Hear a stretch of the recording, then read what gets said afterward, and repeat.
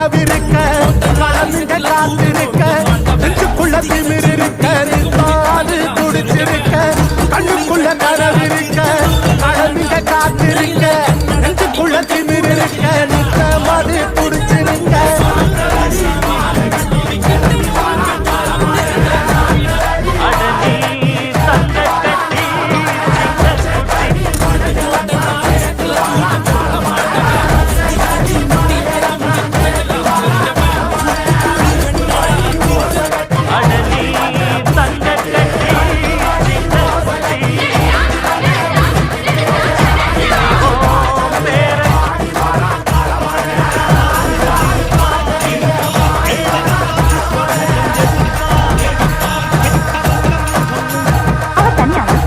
தனியாடுதான்.